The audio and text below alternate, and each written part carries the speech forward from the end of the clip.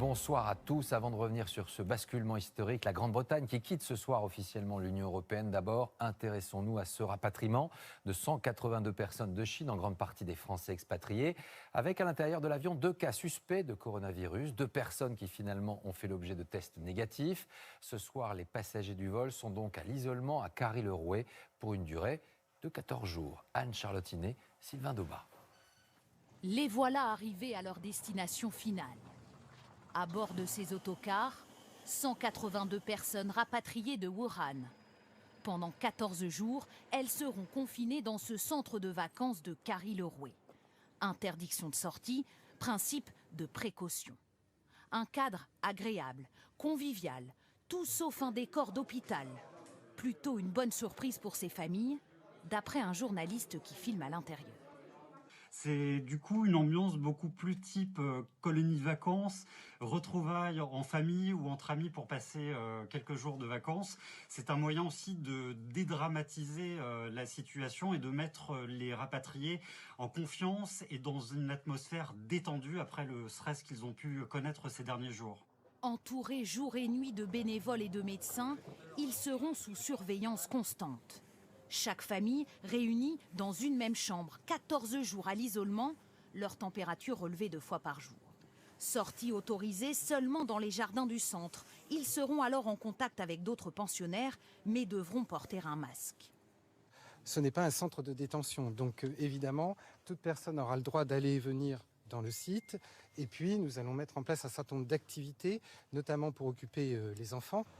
Quelques heures plus tôt, à bord de l'A340, atterrissage en douceur à Istres pour ces rapatriés sanitaires tous volontaires. Un vol de 12h30 depuis Wuhan. Les hôtesses portent des masques. D'infinies précautions sont prises avant de quitter l'avion. À bord, 2 passagers présentaient à leur arrivée des symptômes. Ils ont été immédiatement transférés à l'hôpital de la Timone à Marseille, dans ce service d'infectiologie. Ils ont été testés, ils sont tous les 2 négatifs. Ils vont donc pouvoir retourner dans le centre et dans le lieu d'accueil. Impossible pour les proches de rejoindre les familles à l'intérieur du centre. Devant, des gendarmes monteront la garde 24 heures sur 24. Et direction l'hôpital de la Timone. Bonsoir Alexandra Lay. Alexandra, 2 cas ont donc suscité l'inquiétude lors de ce rapatriement depuis la Chine, mais après examen, ils ne sont pas porteurs du coronavirus. Vont-ils pour autant devoir rejoindre les autres passagers ? Bonsoir Laurent, et oui effectivement ces 2 ressortissants ne sont pas contaminés par le coronavirus. Alors on a pu tout à l'heure entrer dans ce service. Ici un maximum de précautions sont prises. Dans les chambres la pression est inférieure à celle de l'atmosphère pour éviter que de l'air ne s'échappe et le personnel soignant est obligé de passer par un sas de sécurité. Alors à leur arrivée, les 2 rapatriés présentaient des signes de rhinopharyngite. Des prélèvements ont été effectués. Les tests se sont avérés négatifs. Mais pour autant, ces 2 ressortissants ne repartiront pas dans la nature. Ils iront directement à l'isolement dans ce centre de Carry-le-Rouet. Ici encore, le principe de précaution est appliqué car un test ne suffit pas. Ils pourront contracter le virus au même titre que les autres. Merci Alexandra. Ils sont donc ce soir isolés. 182 personnes de retour de Chine qui, après avoir atterri sur la base militaire d'Istres, ont pris la direction d'un centre de vacances situé donc à Carry-le-Rouet, dans les Bouches-du-Rhône. Ils vont faire l'objet d'une surveillance médicale durant ces 14 prochains jours. Théo Souman, Alexandre Lépiné. Une réunion pour éviter la panique. À Carry-le-Rouet, l'arrivée des rapatriés français de Chine a secoué une partie des habitants qui craignent une propagation chez eux du coronavirus. Ce soir, dans une salle communale, des médecins et le préfet ont tenté de dissiper leurs inquiétudes. Est-ce qu'il n'y avait vraiment pas d'autres bâtiments qui soient plus appropriés pour recevoir ces personnes et où ils soient plus isolés? Il n'y a aucun risque pour la population de la ville qui habite en dehors du centre. Pour vous, il y a un risque d'être contaminé? Oui, oui, bien sûr. Un peu plus tôt, sur le terrain de pétanque, les joueurs oscillaient entre sérénité et anxiété. Cette femme a ressenti le besoin de s'équiper par précaution. J'ai été à la pharmacie m'acheter masques, gants, qu'il n'y a aucun risque. C'est désolant ce que je vais dire, mais j'y crois pas. C'est une peur que je voudrais maîtriser, mais que je n'arrive pas à maîtriser.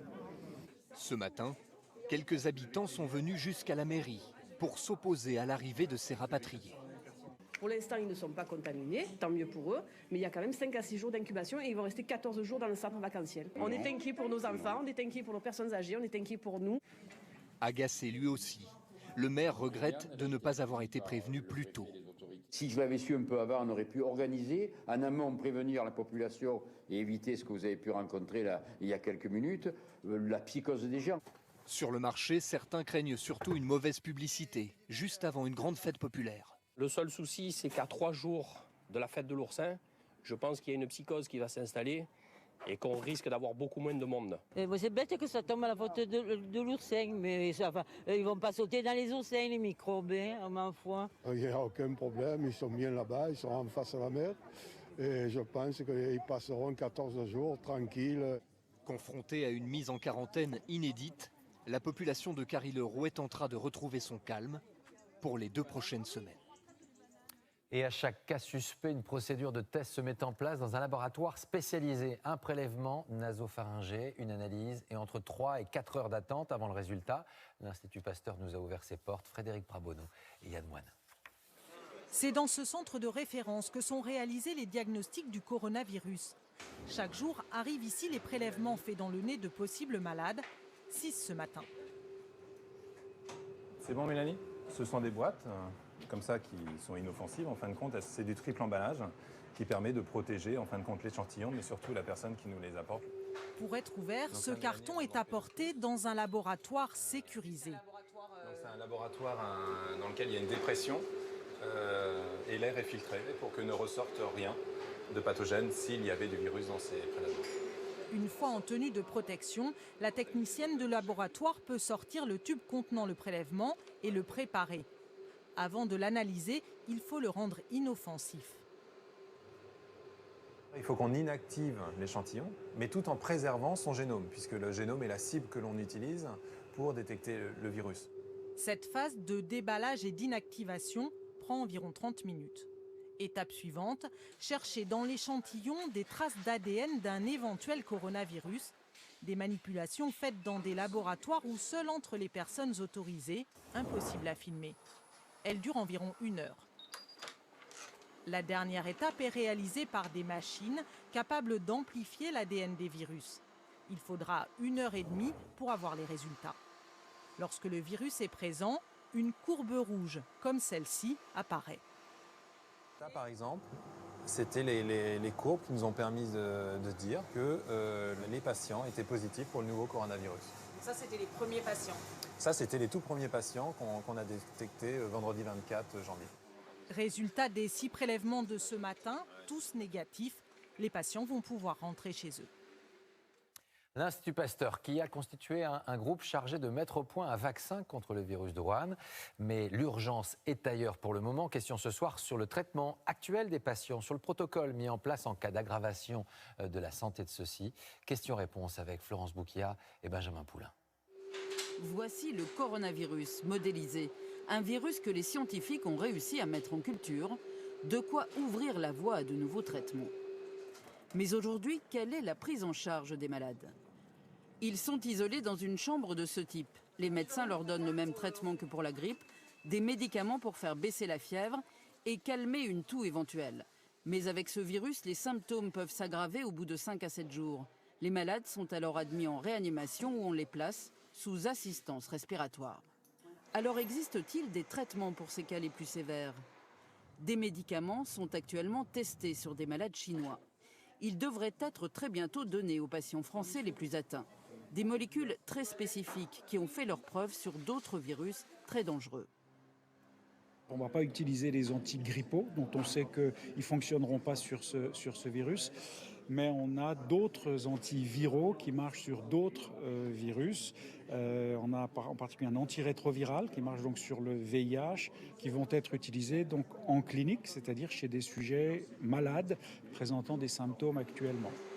Existe-t-il des pistes de vaccins ? Oui, 3 vaccins sont actuellement à l'étude dans le monde entier, mais nous n'en sommes qu'au début de la recherche.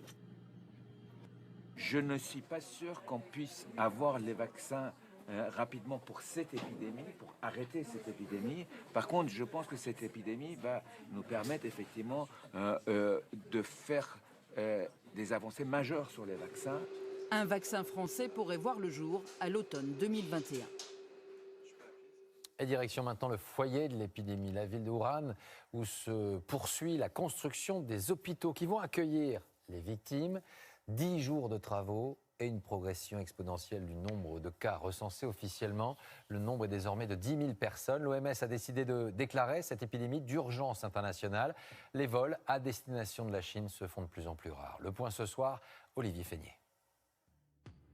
Tout est parti d'un marché aux poissons d'une ville en Chine, Wuhan, transformée en forteresse. Épicentre d'une angoisse qui se propage à grande vitesse dans le monde entier, engagé dans une course contre un virus inconnu. Thermomètre, masque et blouse de protection, face à une épidémie meurtrière, la Chine est en première ligne. Un à un, les États s'interrogent. Faut-il rapatrier ses ressortissants, gagnés par l'inquiétude?